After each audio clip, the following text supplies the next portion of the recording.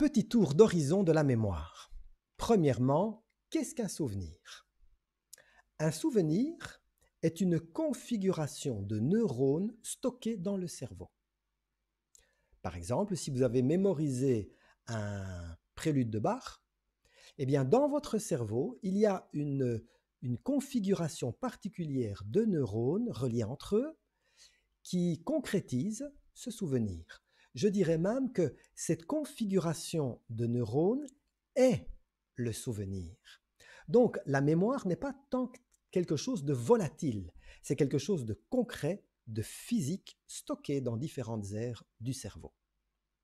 Alors il y a quatre aspects ou étapes de la mémoire. Il y a la mémoire sensorielle, qui est très courte, c'est la mémoire des sensations, quelques secondes. Il y a la mémoire de travail, c'est la mémoire que vous utilisez lorsqu'on vous dicte un numéro de téléphone et vous dites attends, je vais écrire. Vous gardez les chiffres à l'esprit. C'est la mémoire de travail qui vous permet de faire cela. Elle est assez courte, une trentaine de secondes, et elle est définie par ce qu'on appelle l'empamnésique, qui varie d'un individu à l'autre entre 5 et 9 informations différentes qu'on peut comme ça garder à l'esprit pendant une période assez courte. Troisième mémoire, c'est la mémoire à moyen terme. C'est une mémoire relativement solide, mais qui peut aussi facilement disparaître. Et enfin, et c'est là notre objectif, il y a la mémoire à long terme, une mémoire qui permet de garder même toute notre vie certains souvenirs. Alors, toutes ces mémoires s'appuient sur deux chaînes. La première, c'est la séquence neurologique.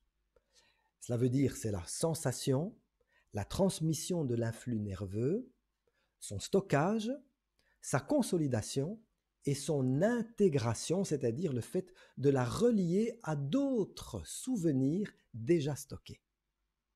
Alors on ne peut pas agir sur cette séquence neurologique directement, mais notre hygiène de vie peut l'impacter négativement ou positivement.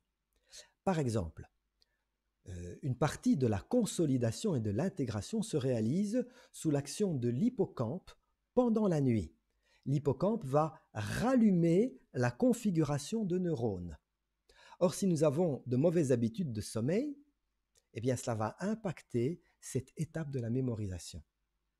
En plus de ça, la transmission de l'influx nerveux, également son stockage, se réalise sur base de certaines substances chimiques, sur base de certaines molécules. On parle notamment du glucose et de neurotransmetteurs dont voici la liste. Or, la plupart d'entre eux sont transmis par l'alimentation. Si donc nous avons une alimentation qui est pauvre, qui est carencée, ou bien des aliments qui sont par le mode de préparation détruits, eh bien cela va impacter directement sur cette séquence neurologique. La deuxième chaîne sur laquelle s'appuie notre mémorisation, c'est la séquence cognitive. Elle est plus directement soumise à notre volonté. Elle commence par le trio attention, concentration, motivation, dont dépend la mémorisation, si on est motivé, si on est concentré, si on est attentif. Mais il y a également les indices de rappel. On pense à la répétition, qui va permettre de pouvoir fixer, de mémoriser. Mais il y a également la compréhension ou la catégorisation des informations que nous recevons.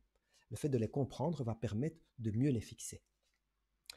Alors pour résumer, nous avons parlé du souvenir, de 4 genres de mémoire et de ces 2 chaînes, neurologiques et cognitives. Pour résumer, nous dirons la mémoire, c'est la transformation en une configuration de neurones d'un instant de vie. Deuxième vidéo, 6 idées reçues mais erronées sur la mémoire.